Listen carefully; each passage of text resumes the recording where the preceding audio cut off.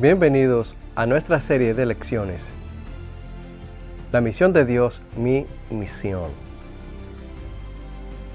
Y la lección precisamente que nos toca abordar en estos momentos se titula Excusas para eludir la misión. Ya habíamos dicho en nuestra lección anterior que Abraham había sido llamado de su tierra y de su parentela, del lugar donde él había nacido, y había creado sus bienes que tenía para ir a un lugar desconocido, donde él, solamente confiando en Dios, sabía lo que le esperaba. En otras palabras, él partió de su tierra y del lugar donde había nacido por fe, porque como Dios le dijo que le iba a dar una tierra a él y a sus descendientes, también pudo haber pensado que esa tierra no era buena o que tal vez no la quería. Pero Dios le dijo que era una tierra que fluía leche y miel. En otras palabras, no fue un anzuelo que Dios le puso para que él se fuera de su tierra, de su parentela, sino que él confió en el mandato divino de Dios. Sal de tu tierra y de tu parentela a la tierra que yo te mostraré.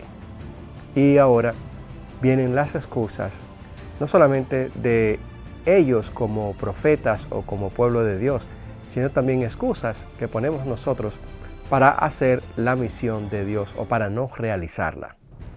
En la misión de Dios, mi misión. Uno de los versos en los cuales estamos basando nuestro estudio se encuentra en el libro de Isaías, en el capítulo 6 y verso 8, y allí nos dice lo siguiente: Después oí la voz del Señor que dijo, ¿a quién enviaré?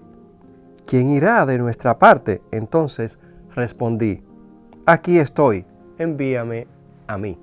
Esto se encuentra en el libro del profeta Isaías. Cuando Dios está preguntando que a quién va a enviar para realizar la misión, el profeta sin vacilación dice, envíame a mí, porque veremos dentro de unos instantes cómo también hubo profetas desobedientes o desobedientes, como es el caso del profeta Jonás, al cual Dios le encargó la misión y él se negó rotundamente. Y ya veremos el escenario que presentaremos en esta tremenda negativa de este hombre, de negarse a realizar la misión en el entorno donde fue llamado a realizarla.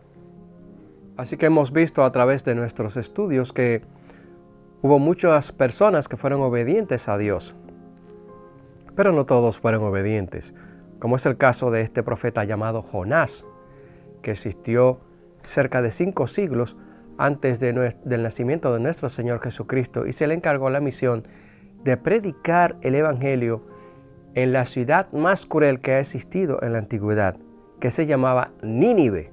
Y Nínive estaba situada en lo que es hoy el país de Irak, y era antes la Mesopotamia, o es todavía.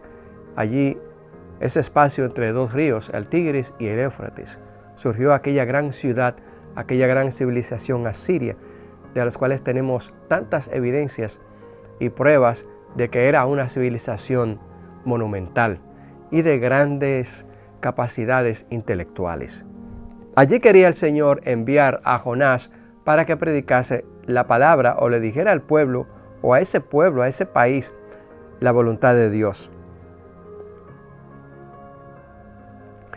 Y el mensaje que Dios le dio a Jonás para los ninivitas era que debían de arrepentirse de sus malos caminos, de sus malas acciones, de las crueldades que estaban cometiendo en aquella civilización, en aquella ciudad que era la capital, Nínive, a la cual Dios enviaba a su profeta. Sin embargo, Jonás decidió no ir a predicar el mensaje de Dios, ni mucho menos a realizar la misión de Dios, que era que aquella ciudad iba a ser destruida si no obtemperaban o escuchaban lo que el Señor les decía, y era que se arrepintieran de sus pecados y se apartaran del mal.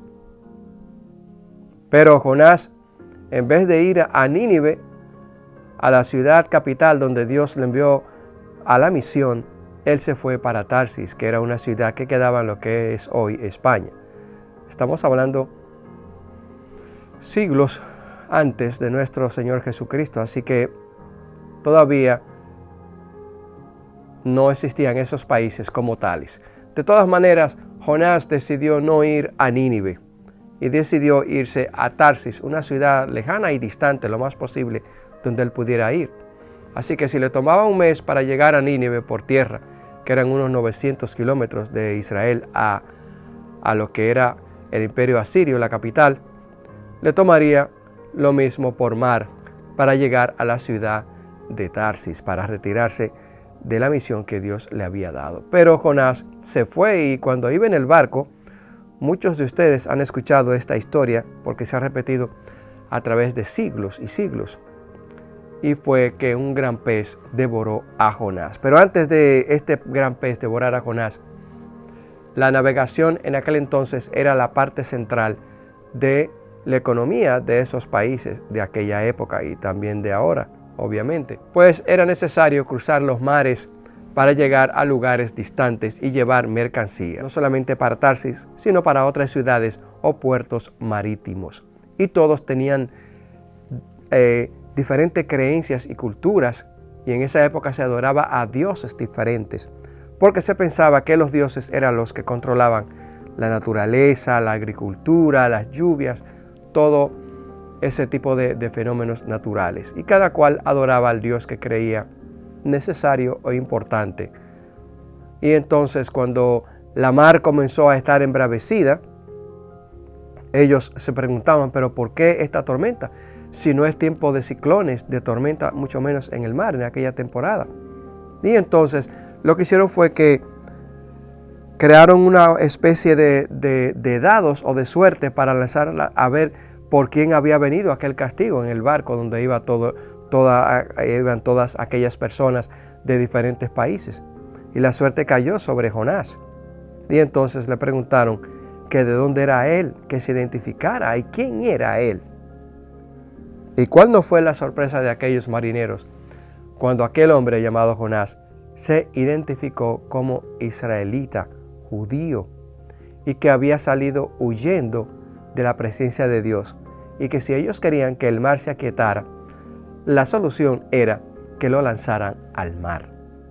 Y cuando el capitán del barco fue al lugar donde se encontraba Jonás, nuevamente, ya después de haber tratado de evadir la tormenta y que no pudieron, le dijo: levántate, dormilón, porque perecemos. Así que tomaron la decisión de seguir el mismo consejo de Jonás, de lanzarlo al mar. Y cuando lo lanzaron al mar, la tempestad desapareció. Pero Jonás ya había sido tragado por un gran pez, el cual Dios tenía preparado allí para que se tragara a Jonás. Inmediatamente los marineros lo lanzaran al mar. Y Jonás duró en el vientre de aquel animal, de aquel pez, de aquella ballena, aquel monstruo marino, 3 días y 3 noches. Es increíble.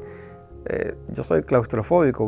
Me hubiese encontrado en un lugar así y obviamente hubiese muerto de un ataque al corazón, porque no hubiese soportado la oscuridad que existía allí en el vientre de aquel animal. Sin embargo, Jonás estuvo consciente de dónde estaba, y aunque no había luz, podía pensar en Dios y meditar, y sabía que tenía alguna especie de movimientos los cuales podía hacer en el vientre del animal. Inclusive se arrodilló y oró a Dios, y allí estaba rogándole al Señor que lo perdonara. Y Jonás, desde el vientre de la ballena, clamó a Dios por aquella decisión que había tomado de no realizar la misión de predicar el Evangelio. Como a los 3 días, después de los 3 días, el Señor ordenó al cetáceo que vomitara al profeta Jonás allí a la orilla de la playa. Y entonces, cuando Jonás fue vomitado desde el vientre de la ballena, él dio gracias a Dios y se encaminó hacia la ciudad de Nínive, donde Dios le había encomendado la misión de predicar el Evangelio, o de darle aquel ultimátum a aquella civilización cruel y malvada, que no tenía compasión de los pueblos conquistados, y que aparte de eso tenía un sistema de vida pecaminoso, de tal manera que la civilización era odiada por todos los países a los cuales ellos habían conquistado. No se andaban con juegos aquellas personas ninivitas. eran violentos, eran crueles en gran extremo. Y por eso realmente el odio de la gente hacia los asirios. Y Jonás allí comenzó a entrar en aquella ciudad de 3 días de camino. Imagínense, era una ciudad gigantesca que tuvo grandes reyes como Senaquerib, Sargón, Sardanápalo y otros tantos más emperadores que engrandecieron y embellecieron aquella ciudad. Y comenzó a caminar por la primera calle de Nínive y comenzó a decir: dentro de 40 días Nínive será destruida. Y la gente comenzó a escuchar a aquel hombre, lo veían extraño, no lo atacaron ni nada, sino lo dejaron que continuara por todas las calles de Nínive, y donde quiera que él iba decía lo mismo: dentro de 40 días Nínive será destruida por su crueldad y su maldad. Y la gente comenzó a alarmarse y le llevaron el mensaje al rey de lo que estaba pasando, y el rey se cercioró de manera personal de que un profeta de Dios, aunque ellos no creían en el Dios de los judíos, obviamente, pero sabían que existía un Dios, aunque adorasen otros dioses. La ciudad iba a perecer en el lapso de 40 días por su maldad y su pecado. Y entonces lo que el rey hizo fue que, en vez de mandar a matar a aquel hombre o tomar aquel mensaje por falso, lo dio por real. Y dio una orden de que todo el mundo, incluyendo los animales, no comieran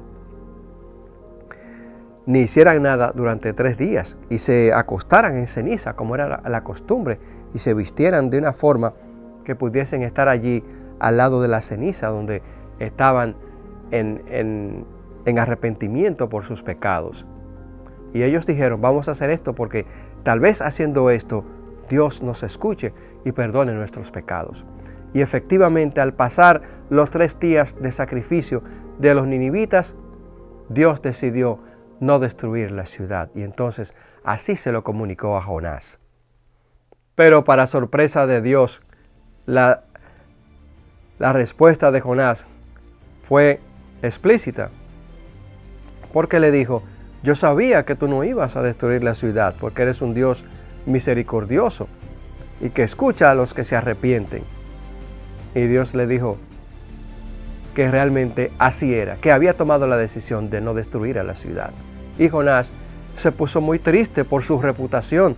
Oh, ¿qué van a decir la gente ahora, o los habitantes de estos pueblos vecinos, que yo profeticé que esta gran ciudad iba a ser destruida por sus pecados, por su maldad, y ahora no ha sucedido igual?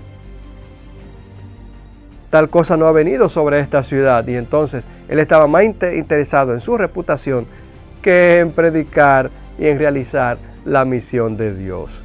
Y por eso se fue allí al desierto, y cuando estaba en el desierto, y como era un lugar muy caliente, Dios permitió que creciera una planta como especie de ramas que se enredaron allí y le dieron sombra a Jonás en el desierto. Pero al otro día la planta al amanecer comenzó a morir, y entonces cuando el sol de nuevo nació, Jonás se estaba lamentando porque la planta había muerto y el sol le daba, y él decía que prefería mejor la muerte antes de que estar soportando aquel calor, aquel sol que le daba directamente en su humanidad. Y Dios le dijo: ¿tanto querías tú a la calabacera? Y Jonás le dijo: sí, la quería. Y tú no la creaste, ¿y por qué tienes tanta compasión de ella?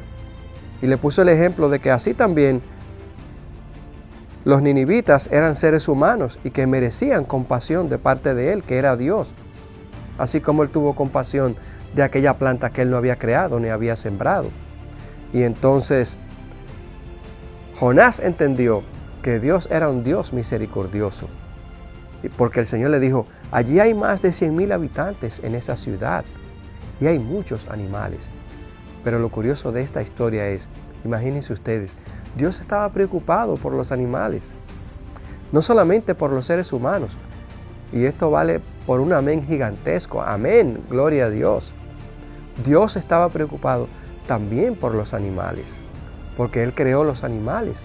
Son criaturas que Él las hizo para que nosotros fuéramos felices y las cuidáramos también. Y Él tiene cuidado de ellos, de los animales. Al igual que nosotros hoy en día estamos llamando a la humanidad para que abandonen el pecado, para que vengan a Dios ahora que puede ser hallado, para que nos amistemos con Él, para que dejemos el mal y aceptemos la sangre de Cristo que fue derramada en la cruz del Calvario para perdón de nuestros pecados. Y el Señor Jesucristo mencionó a Nínive cuando estaba aquí en la tierra y le dijo que la generación de Nínive se iba a levantar a juzgar a la generación que le había tocado vivir a Él, al Señor Jesucristo, porque ellos no escuchaban su mensaje. Y Él dijo, he aquí uno más grande que Jonás. Y sin embargo ustedes no me han escuchado. A Jonás los ninivitas lo escucharon y se arrepintieron y Dios los va a perdonar. Pero a ustedes, ¿quién los va a perdonar? Mucha gente hoy en día está escuchando el mensaje de Dios y están oyendo que Dios no va a destruir a una ciudad simplemente porque Él quiere hacerlo, sino que el mundo todo será destruido. Las grandes ciudades de pecado, como París, capitales como Pekín, Dubái y aquí en América quizás ciudades que uno no se imagina sufrirán grandes males también. No es por asustar a nadie, es que todo eso vendrá. Y hay guerras y rumores de guerras. Y vendrán grandes desastres a la humanidad y grandes guerras en los cuales morirán millones de personas. Es necesario ahora que es tiempo de escuchar la voz de Dios. No dentro de 40 días Dios va a destruir estas ciudades donde estamos viviendo nosotros. No sabemos durante cuánto tiempo más estará el planeta Tierra en pie. Damos este mensaje como Jonás. Dentro de muy poco tiempo el planeta Tierra será destruido y Cristo Dios vendrá a la tierra a buscar a su pueblo.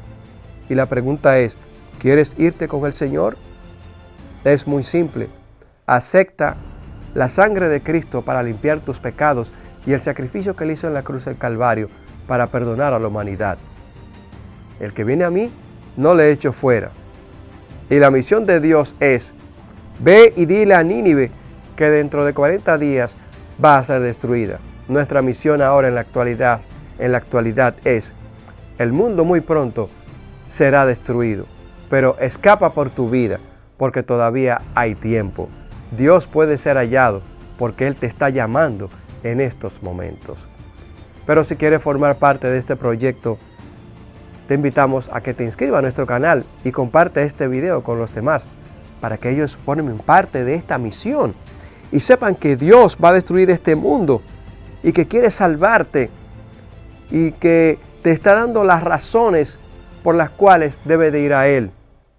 Quizás mañana puede ser demasiado tarde, pero ojalá que esto no sea con ninguno de nosotros, porque todavía hay tiempo para buscar a Dios y Él está llamándonos a nosotros.